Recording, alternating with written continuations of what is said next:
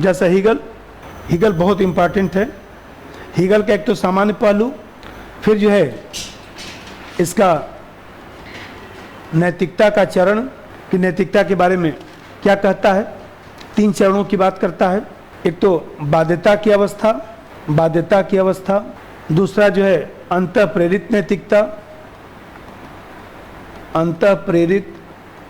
नैतिकता, और तीसरा जो है वह व्यक्ति समाज के मध्य एकीकरण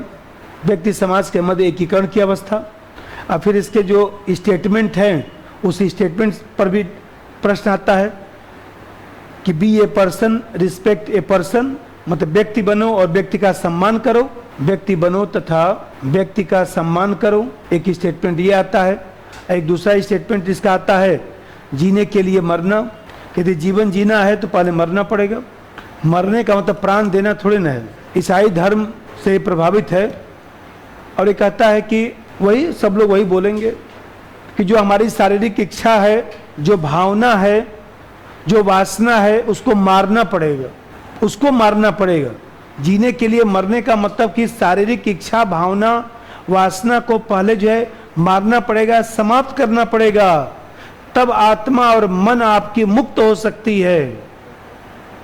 और जब आत्मा और मन मुक्त होगा तभी आप जो है अंतःकरण की आवाज को आप सुन पाएंगे।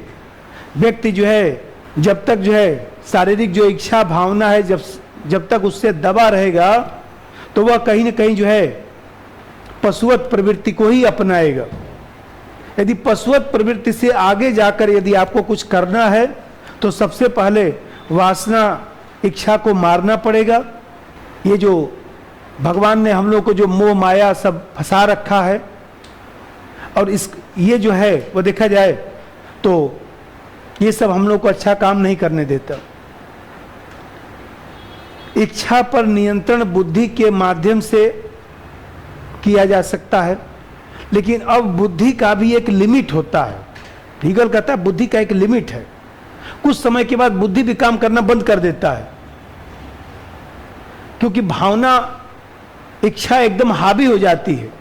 इसी कारण वो कहता है यदि व्यक्ति इच्छा वासना के अधीन जीता है तो वह व्यक्ति होने की संभावना से दूर चला जाएगा। इसी को कहता है कि जीने के लिए मरना। कि जीने के लिए यदि आप चाहते हैं कि मैं हमेशा आनंद में रहूं तो फिर आपको जो है अपनी भावना इच्छा को नियंत्रण में रखना पड़ेगा। नहीं मार सकते हैं, कम से कम नियंत्रण में रखिए।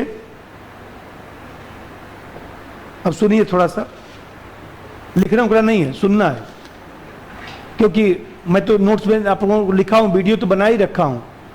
थोड़ा सुना दे इसको, क्योंकि उसमें कुछ कम है थोड़ा। देखिए, जैसे हीगल के बारे में एक भूमिका जो है, जैसे मान लीजिए ये भी जर्मन का ही आदर्शवादी विचारक है। ये जितने कांट हैं, हीगल हैं, सब जर्मन के ही हैं। ये विचार को ही जो है, एक मैं इसका और करा दूंगा, ये ऐसे में आया है। अब philosophy real is rational and rational is real, ये मैं 150 सब में लिखवा दूंगा। हाँ, ऐसे में आया था ना, तो फिलहाल वो जो है इसमें पूछ देगा आपके इथिक्स में।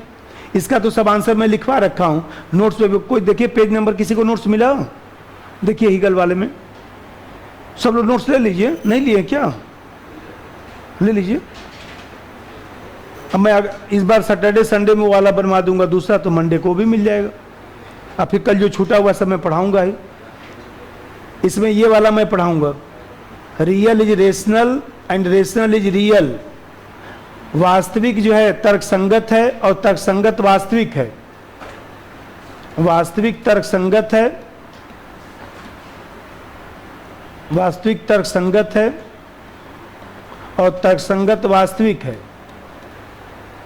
अब बाकी तो नोट्स पे भी है, मैं वीडियो में भी बोला हूं, तो आप बोलता हूं, सुन लीजिए। विचार को संपूर्ण सृष्टि का सार्थक तो इसने मान लिया, और जानते हैं कि जो द्वंदात्मक पद्धति है उसने कहा कि भाई कोई भी मान लीजिए थीसिस है, मतलब कि कोई वाद है, तो वाद के विरुद्ध कोई प्रतिवाद आएगा, एंटीथेसिस आएगा, एंटीथेसिस आएगा, और दोनों मिलेगा तो आपस में संवाद बनेगा, सिंथेसिस होगा, सिंथेसिस होगा। फिर सिंथेसिस भी कुछ दिन के बाद वाद बन जाएगा।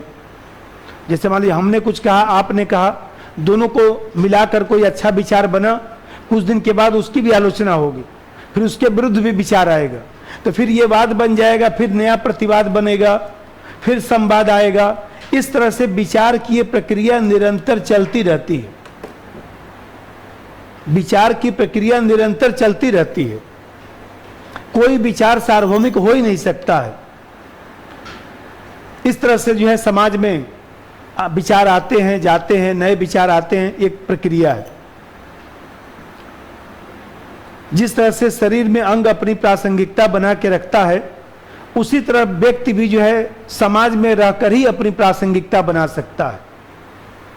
तो ये मानता है कि चूंकि आदर्शवादी है, तो जो आदर्शवादी विचारक होते हैं, ये लोग पहले ही मान लेते हैं कि राज्य और समाज जो है साध्य है, राज्य समाज जो है साध्य है और व्यक्ति जो है साधन है। ये पहले ही मान लेते, मान कर चलते हैं कि व्यक्ति समाज जो है साध्य के रूप में होगा और व्यक्ति जो है साधन के रूप में होगा। इसलिए हीगल भी इसी बात को मानकर पूरा अपना दर्शन देता है।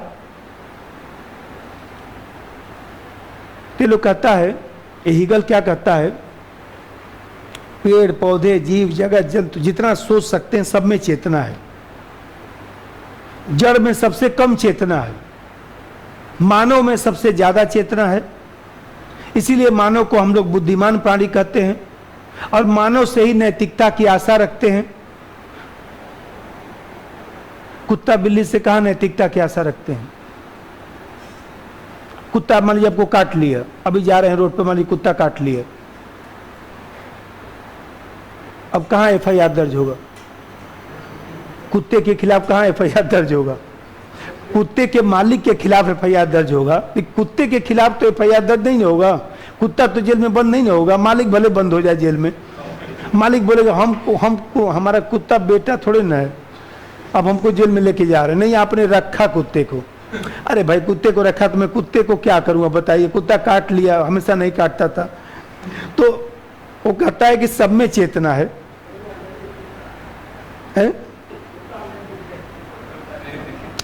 उस कुत्ते के लिए नैतिक अनैतिक पहलू का निर्धारण हो ही नहीं सकता है। मैं बताया तो हमारे गोलू को कुत्ता जो है 3 बार काटा कॉलोनी में। नीचे जो भाभी जी हैं वो कुत्ता रखी हैं, इसको मैं बोला हमको तुम जाया कर, तो उसको ये चिढ़ा देता है कुत्ते को। वो जैसे सीढ़ी पर जाता रहेगा तो मेरी आदत क्या, सीढ़ी पर से उतरेगा जाएगा तो मैं साइड में खड़ा हो जाता हूँ जब चला जाए। अब ये क्या करता है कि सीढ़ी पर से उतर रहा है तो साइड में उसको कुछ इधर उधर कर देगा। अब वो जो है भड़क जाता है और उसको काट उठ, 1 बार काट लिया, 2 बार काट लिया। अब मैं इसको बोला कि अब तुम्हें समझ में आया कि अभी और बार काटेगा, 3 बार आप इंजेक्शन लग चुके हो। तो हम कहते हैं अरे भाई कुत्ता तो फिर कुत्ता ही है ना, क्यों उससे जो है इधर उधर कर रहे हैं, छोड़िए, वो अपने हिसाब से जा रहा है, उसको किसी बात पर बुरा लग रहा होगा जो हमको नहीं समझ में आ रहा है।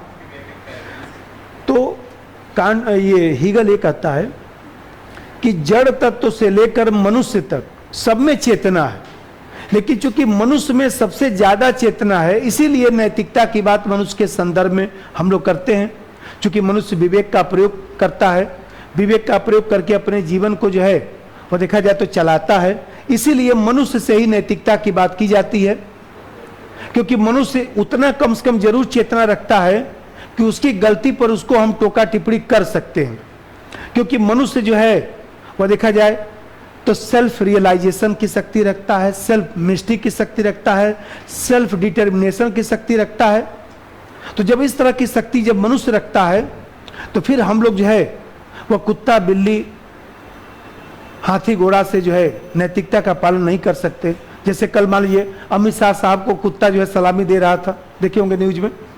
तो मान लीजिए कुत्ता बेचारा अपना भाग भाग के आ रहा था, सलामी दे के जा रहा था, कुछ मान लीजिए कभी फूल पकड़ा के जा रहा था, और कुत्ता मान लीजिए भड़क जाता, कूद के काट लेता तो तो भाई हो सकता है। जैसे मान लीजिए देखिए शादी विवाह में मैं ऐसे यूट्यूब पर देख रहा था, कोई घोड़ा था, नहीं वो घोड़ा था उठाकर सबको फेंक दिया।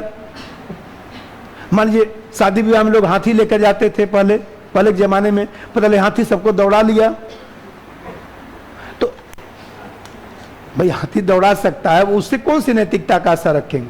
तो पहला चीज तो हीगल में यह हुआ कि नैतिकता मनुष्य के संदर्भ में है, नैतिकता की बात मनुष्य के लिए किया जाएगा, बाकी के लिए नहीं। तब हीगल ये समझाता है कि नैतिकता आखिर मनुष्य में आएगा कैसे। तो उसने कहा कि इसके 3 चरण हैं। पहला चरण तो यह है कि बाध्यता की अवस्था। बाध्यता की अवस्था का मतलब ये चीज है कि जैसे मान लीजिए बच्चा जो जन्म ले रहा है, वहीं से समझाता हूं। जब बच्चा जन्म ले रहा है तो ऐसी दिशा में देखा जाए तो उसको शुरू में सिखाना पड़ता है, दंड के भय के कारण नैतिकता का पालन कराना पड़ता है। नैतिकता मनुष्य पर एक प्रकार से कह सकते हैं कि बाध्य शक्ति द्वारा आरोपित की जाती है। जैसे छोटा बच्चा लोग है, देखिए उसकी माँ हमेशा उसको 2-4 लपाड़ा लगाती रहती है। भाई सामान्यतः माँ 2-4 उसको जो है लगाती रहती है हमेशा। तुमको ऐसा बोलना चाहिए, ऐसे नहीं बोलना चाहिए ना। तो तुमको हाँ, वही बाध्यता की अवस्था है कि यदि जिसको जो है ढंग से शुरू में जो है डांट डपट नहीं हुआ और उनको नहीं सिखाया गया, तो प्राथमिक अवस्था थी, वहीं से नैतिकता शुरू होती है, वो निम्नतर अवस्था थी। वहां पर गार्जियन का काम था कि डांट डपट के पीट पाट के उनको एकदम रास्ते पर रखे, जिससे वो कम से कम दंड के भय के कारण नैतिकता का पालन करता है। वो बच्चा को क्या पता, उसको पता है कि यदि मैं ऐसा कर दिया तो माँ भी फिर दोष लगाएगी हमको। इसलिए वो बेचारा जो है कपते कपाते किसी तरह से अपना कुछ नैतिक अपना कर रहा है, क्योंकि उसको पता है कि हम ऐसा करेंगे तो हमको फिर दंड मिलेगा। तो कहता है कि ये बाध्यता की अवस्था है। अब वो कहता है कि बाध्यता की अवस्था से व्यक्ति जो है फिर आगे बढ़ता है अंतः प्रेरित नैतिकता। अंतः प्रेरित नैतिकता का मतलब कि व्यक्ति जो है अपने अंतःकरण से जो है उसको प्रेरणा मिलना शुरू होता है कि हमको अच्छा कार्य करना चाहिए। और मुख्यतः जो है 13-14 साल की अवस्था से हीगल कहता है कि व्यक्ति के भीतर अंतः प्रेरित नैतिकता का विकास होना शुरू हो जाता है और व्यक्ति इच्छा अनुसार जो है समाज के नियमों का पालन करता है। क्योंकि ये बताइए, बहुत सारे लोग आपको ऐसे मिल जाएंगे पार्क में, देखिए जो कोई बुजुर्ग व्यक्ति है तो उसको नमस्ते कर लेंगे, कोई परिचय उच्चय नहीं है, हाल चाल पूछ लेंगे। और कुछ लोग ऐसे भी व्यक्ति आपको मिल जाएंगे कि जो देखा जाए तो वृद्ध व्यक्ति गिर भी जाएगा तो साइड से गुजर जाएंगे, बोले अरे तो गिरते पड़ते रहते हैं। इसका मतलब अंतः प्रेरित नैतिकता वो घर में तो आप सिखा नहीं सकते, वो तो स्वयं आपको सीखना पड़ेगा, स्वयं आपको समाज से जानना चाहिए था। तो कहीं ना कहीं ये कहता है कि अंतः प्रेरित नैतिकता जो दूसरा चरण है, उसमें व्यक्ति मनुष्य क्या होता है कि नैतिक उत्तरदायित्व को समझने लगता है कि हम सामाजिक प्राणी हैं, तो समाज के प्रति एक हमारा दायित्व है और उस दायित्व का पालन हमको करना चाहिए। लेकिन अब समस्या ये कहता है कि इसमें व्यक्तिगत हित और सामाजिक हित में थोड़ा संघर्ष होता है। तो व्यक्तिगत हित और सामाजिक हित में जब संघर्ष होता है तो नैतिकता की उच्च अवस्था में व्यक्ति नहीं पहुंच पाता है। वो यही नहीं समझ पाता है कि मैं करूं क्या, स्कूल जाऊं कि दादी की तबीयत खराब है तो उनके लिए दवा लाऊं। और देखिए अगर मैं फंस गया ना, मैं स्कूल जाऊं कि जो है दादा की दवा लेकर आऊं कि दादा के साथ बैठूं, वो भ्रमित अवस्था में रहता है। तो कहता है कि अंतः प्रेरित नैतिकता भी उच्च स्थिति नहीं हो सकती है, क्योंकि व्यक्ति यहां पर संघर्ष की स्थिति में तुरंत आना शुरू हो जाता है कि हम कौन सा काम करें। अब ये तीसरी अवस्था एक कहता है कि जब व्यक्ति थोड़ा और समझदार हो जाता है, व्यक्ति के बुद्धि और जो विवेक है उसका जब धीरे धीरे और ज्यादा विकास हो जाता है, व्यक्ति अपने आप को समाज का अभिन्न अंग मान लेता है। जब सामाजिक प्राणी अपने को मानना शुरू कर देता है तो समाज कल्याण में ही अपना व्यक्तिगत हित समझने लगता है। अच्छा राजा कौन? चाणक्य ने लिखा, अच्छा राजा वो जो अपनी प्रजा को अपना परिवार समझे। अच्छा राजा वो जो कहीं न कहीं अपने को संरक्षक समझे, और दूसरी तरफ जो है वो देखा जाए तो जो प्रजा है उसको जो है वह देखा जाए तो सदस्य के रूप में स्वीकार करे, तभी वो अच्छा राजा बन सकता है। क्योंकि जो भी वो कार्य करता है वो सामाजिक कल्याण की भावना से कार्य करना शुरू कर देता है। तो ऐसी जो स्थिति उत्पन्न होती है जहां पर सामाजिक हित और व्यक्तिगत हित में अंतर समाप्त हो जाता है, तो वो नैतिकता की उच्चतम अवस्था है। और उसी के आधार पर उसने जो है ये 2 स्टेटमेंट दिया। एक तो मैं अभी समझाया हूं और एक और थोड़ा सा बोल देता हूं। व्यक्ति बनो, व्यक्ति का सम्मान करो, ये 150 शब्द में आता है। नोट्स पे लिखा हूं, नोट्स में होगा, ये दोनों स्टेटमेंट की व्याख्या भी लिखा हूं। Be a person and respect a person, ये कहता है हीगल, व्यक्ति बनो। इसका मतलब यह हुआ कि व्यक्ति को व्यक्ति के स्तर पर जाकर जीवन जीना चाहिए। व्यक्ति को व्यक्ति के स्तर पर जाकर सोचना विचारना चाहिए। अपनी विवेकशीलता से नकारात्मक प्रवृत्ति का दमन करना चाहिए। ये बताइए, व्यक्ति होने के नाते मैं आपसे आशा करता हूं कि आपको क्या करना चाहिए। हमें कहते हैं, मान लीजिए सब वो करिए, कोई महिला है, वो महिला ये तो सोचती है कि आप व्यक्ति हैं, आप पशु नहीं हैं, उस महिला के साथ आप पशुवत व्यवहार करेंगे। तो बताइए, इसका मतलब कि आप व्यक्ति तो थे लेकिन व्यक्ति बनकर आपने कभी सोचने का काम ही नहीं किया। विवेकशीलता से जो है वो देखा जाए तो आपको यही नहीं पता कि हमारी कौन सी नकारात्मक प्रवृत्ति है, कौन सी सकारात्मक प्रवृत्ति है, और आप जो है देखा जाए तो कभी व्यक्ति बनने का प्रयास ही नहीं किए। तो कहता है कि बुद्धि और विवेक से जो है मानवता का भाव आ सकता है। भाई, बुद्धि और विवेक से जब मानवता का भाव आ सकता है तो ऐसी दिशा में हम व्यक्ति बन सकता है। बुद्धि का प्रयोग जो नहीं करेगा वो पशु की तरह ही व्यवहार करेगा। भगवान ने इसीलिए हम लोग को बुद्धि देकर भेजा कि कम से कम हम लोग पशु न बने। और फिर कहता है व्यक्ति का सम्मान करो। तो कहता है कि व्यक्ति के जीवन की सार्थकता क्या है। मैं कहूं कि आपकी प्रासंगिकता क्या है, आप अपनी प्रासंगिकता को बता दीजिए। तो हीगल कहता है, अरे भाई, पैसा रुपया कमाना, नौकरी करना, ये सब तो साधन है ना। व्यक्ति के रूप में हमारा जो है आखिर में क्या लक्ष्य है, क्या सार्थकता है, क्या अर्थपूर्ण हमारा जीवन गुजरा। तो कहता है कि व्यक्ति के जीवन की प्रासंगिकता और सार्थकता व्यक्तित्व के विकास में है। और हम लोग जो है जीवन में हमेशा सुधार करते रहते हैं, मरते समय तक सुधार चलता रहता है। कोई व्यक्ति मर रहा है, 1 घंटा पहले पूछेंगे कि और कुछ कमी रह गया, हाँ काफी कमी रह गया, अब अगले जन्म में, अब तो जाने का समय आ गया।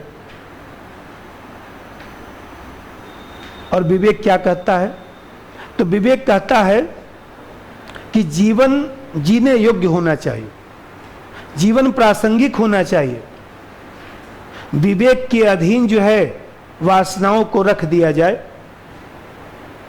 विवेक के अधीन वासना को रख दिया जाए तो व्यक्ति से कैसे अनैतिक कार्य हो सकता है।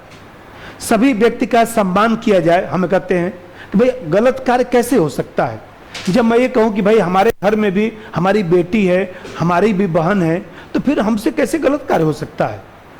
हीगल कहता है कि यदि आप ऐसा बात दिमाग में बैठा लिए तो फिर आपसे गलत काम तो हो ही नहीं सकता है।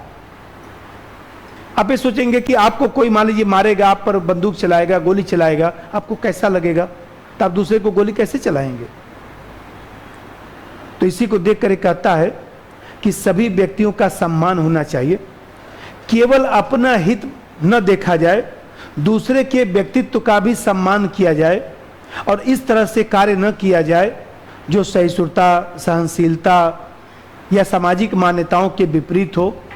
तभी व्यक्ति जो है वास्तव में व्यक्ति बन सकता है और तभी व्यक्ति वास्तव में अपने को जानकर दूसरे का सम्मान कर सकता है और तभी व्यक्ति के जीवन की सार्थकता बन सकती है।